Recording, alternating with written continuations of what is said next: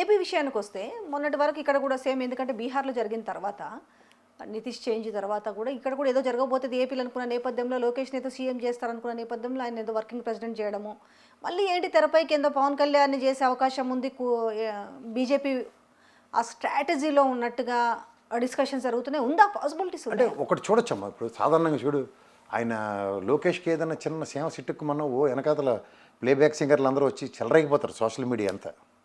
అలాంటి దానికి అంత జరిగినా సరే ఎక్కడ వైబ్రేషన్స్ లేవు చూసా వర్కింగ్ ప్రెసిడెంట్ ఇస్తే కూడా. రెండోది ఏంటంటే వాళ్ళ స్ట్రాటజీ ప్రకారం చంద్రబాబు గారికి ఇంట్లో వెంటేస్తున్నారు పట్టుకుని. మన బ్రాహ్మణం కూడా జాగ్రత్తగా గమనిస్తే బర్త్డే వేడుకలకు వెళ్ళలేదు తిరుపతి. ఎందుకు ఏమైంది? ముఖ్యమంత్రి చేస్తేనే కానీ శబదాన్ని పట్టి కూర్చుంది ఆవిడ. ఓకే.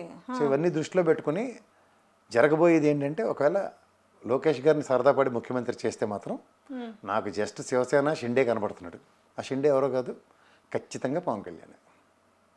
లేకపోతే నువ్వు ఎప్పుడైనా చూడు, ఒక పొలిటికల్ మోటోతో పార్టీ పెట్టినోడు కాపు సామాజిక వర్గం మీద అంత భయంకరంగా దాడుల టైప్లో జరుగుతున్నా సరే, ఉభయ గోదావరి జిల్లాలో ఉత్తరాంధ్ర ఇట్లా ఎక్కడ ఆయన దగ్గర నుంచి రియాక్టివ్ మోడ్ ఉండట్లే. ఆఖరికి నిన్న చూడు కాంట్పట్ సిచ్యువేషన్లో పిఠాపురంలో వర్మ సిచ్యువేషన్ అట్రిబ్యూట్ అయిన తర్వాత కూడా చంద్రబాబు నాయుడు గారు వర్మ మీద రియాక్ట్ అయ్యాడు. నాకు చాలా ఆశ్చర్యం వేసింది. అంటే అర్థం ఏంటంటే, ఒక గేమ్ ప్రకారం ఒక స్ట్రాటజీ ప్రదర్శిస్తున్నారు. ఇక్కడ వీళ్ళకి ఇష్టమే. ఇప్పుడు అతిరథ మహారాజులు పెద్దవాళ్ళందరూ ఉన్నారు తెలుగుదేశంలో, అలా ఎవ్వడికి ఇష్టం లేదు. మొన్న ఏదో పప్పన్నాలు పెట్టి ఆడవాళ్ళందరికీ చీరలు పెట్టేసినంత మాత్రం ప్యాసిఫై అయిపోయినట్టు కాదు. ద యాటిట్యూడ్ ఆఫ్ లోకేష్ అక్కడ ఎవరికి సింక్ అయ్యి కనబట్టలేదు. సో దీంట్లో ఏమవుతుందంటే, రేపు పొద్దున ఇప్పటికిప్పుడు వర్కింగ్ ప్రెసిడెంట్ అనే పదవిని తెరపైకి తీసుకురావడంలో ఏంటి అంటే, నెక్స్ట్ ఈయన పరంగా పాత్ క్రియేట్ చేస్తున్నాడు గబగబా ముఖ్యమంత్రికి. ఆగస్టులో ఎప్పుడు వాళ్ళకి సంక్షోభం పక్క చాలా ఇంట్రెస్టింగ్గా ఉంటుంది. ఆగస్టు నెల తెలుగుదేశం పార్టీ ఎప్పుడు క్రైసిస్లో ఉంటుంది. ఆగస్టు నెలకు దానికి వాళ్ళకు పెద్ద లింక్ ఉందిలే. పైనుంచి రామారావు గారు డైరెక్షన్లో నడుస్తుంది ఇప్పుడు ప్రజెంట్. సో గ్యారంటీగా ఇది ఎలా ఉంటుందంటే, ఒక సర్కిల్ ఎప్పుడైనా కంప్లీట్ అవుతున్నప్పుడు ఏమవుతుందంటే పూర్ణం అంటాం. ఆ పరిపూర్ణం అన్నదానికి యాక్సెప్టెన్స్ ఉంటేనే సర్కిల్ కంప్లీట్ అవుతుంది. ఇప్పుడు రామారావు గారి దగ్గర నుంచి పార్టీ తీసుకున్నప్పుడు చంద్రబాబు గారికి యాక్సెప్టెన్స్ ఉంది. నాయకుడిని మార్పు కోసం కోరుకున్న తెలుగుదేశం నాయకత్వ మార్పు, పార్టీ అధిష్టాన అధ్యక్షుడు, ఆయన వ్యవస్థాపక అధ్యక్షుడు రామారావు గారు లాంటి వ్యక్తినే అక్కర్లేదు మాకు అనుకున్నారు వాళ్ళు. కానీ ఇక్కడ లోకేష్ని బలవంతాన్ని పంపు చేస్తుంటే మాకు కావాలని వాళ్ళు ఎందుకు అనుకుంటారు? కానీ ఆ పిచ్చి పని చేస్తుందా బీజేపీ ఇప్పుడున్న దాంట్లో? నీకు రెండు విషయాలు చెప్తాను, జాగ్రత్తగా గమనించు. అప్పుడు వైసీపీకి ప్లస్ కాదా? ఎందుకు వైసీపీ? నీకు నెంబర్ 2 ప్లేస్ ఎవరిది? పవన్ కళ్యాణ్. బీజేపీ కదా.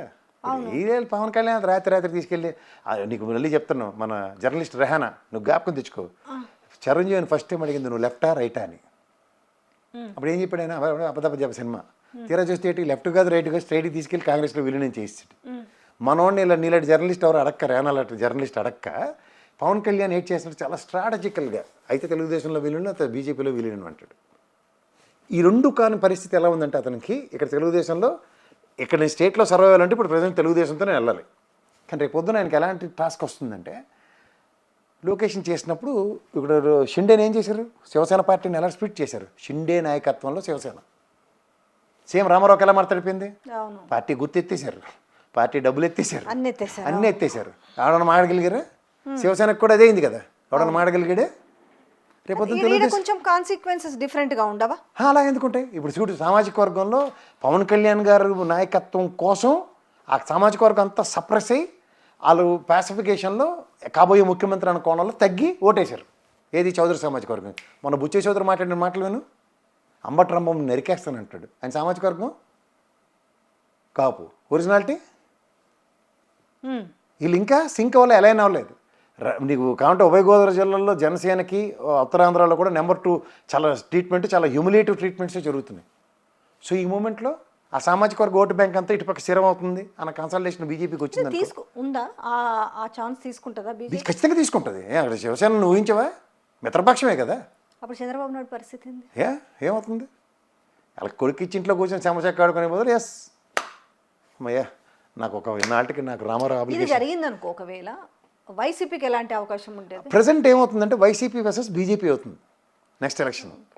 తెలుగుదేశం పార్టీ ఏదో ముక్కుతూ మూలుగుతూ సైకిల్ గుర్తా లేకపోతే కాలు గుర్తా బియ్యం గుర్తా అన్నది చూసుకుంటుంది. ఉదాహరణకి గుర్తు సైతం విలీనం అయిపోయిన తర్వాత వైసీపీ సస్టైన్ అనే అవకాశం ఉంటుందా? అంటే బీజేపీ మళ్ళీ సపరేట్గా అలా కాదు కదా. ఇప్పుడు next war between BJP and వైఎస్ఆర్సీపీయే కదా. ఇప్పుడు తెలుగుదేశం 3 ఏళ్ళు పవర్ అమ్మా, చిన్న విషయమా? తో విచిత్రంగా మారబోతున్నాయి రాజకీయాలు. భయంకరంగా మారుతాయి. అందులో ఆదమరిస్తే టెంకు జల్ల కొట్టడానికి బీజేపీ కూడా చాలా రెడీగా ఉంటాడు. నీకు కళ్ళ ముందు శివసేనే మనకి ప్రాక్టికల్ ఎగ్జాంపుల్. ఎక్కడికి పోక్కర్లే. ఠాకరే ఫ్యామిలీ ఏంటి, ఆఖరికి వాళ్ళ అన్నదమ్ములు ఇద్దరు మన ఇద్దరం దోస్తు మేర దోస్తు ఈసారి కలిసి వెళ్దామని వెళ్ళారు మొన్న వేరే ఎలక్షన్కి. సో పవన్ కళ్యాణ్కి ఎక్కడో రాసి పెట్టుంది అయితే. ఆస్పెక్ట్ అందుకే సైలెన్స్ ఎప్పుడైనా సరే చూడు, సైలెన్స్ స్పేస్ అంటారు నువ్వు చూడు. Silent ఏం జరిగినా గమ్మునుంటున్నాడు. ఓ పక్క చూడు 3 ఎలక్షన్లు, బీఆర్ ఎలక్షన్ లోకేష్కి వెళ్ళి ఏదో అసందర్భ పేలాపాలను వెళ్ళాడు, సభకు నమస్కారం. అంతకన్నా ముందు పవన్ కళ్యాణ్ అక్కడ సీట్ సిరిగిపోయాడు ఢిల్లీ తర్వాత. ఇంకెక్కడ ఎలక్షన్ క్యాంపెయినింగ్లు వాటలే. లేట్గా వచ్చిన మా చంద్రబాబు నాయుడు వాడారు మొన్న. ఈయన కూడా ఏదైతే మాట్లాడి వచ్చాడు అక్కడ. దీని పర్యవసానాలన్నీ అక్కడ కౌంట్ అవుతాడు. అసలే గోద్రాలర్లో చంద్రబాబు నాయుడు మీద పగపట్టేసి చేంజెస్ ఉంటే ఎప్పటిలోగా ఉండవు. ఆగస్ట్ అన్నిటికీ ఆగస్టే. సర్వరోగ నివారణ ఆగస్ట్. ఇటు నుంచి మూవ్ పడాలి ఫస్ట్. ఆవేశపడి లోకేష్కి జై అన్నారా తెలుగుదేశం, అట్నుంచి మడత మామూలుగా ఉండదు. ఒక దెబ్బకి 2 పెట్లు. జనసేన విలీనం, పవన్ కళ్యాణ్ ముఖ్యమంత్రి బీజేపీ అభ్యర్థిగా. ఇంకా పెద్ద పరిణామం, రాజ్యసభ చిరంజీవి గారికి ఇస్తారు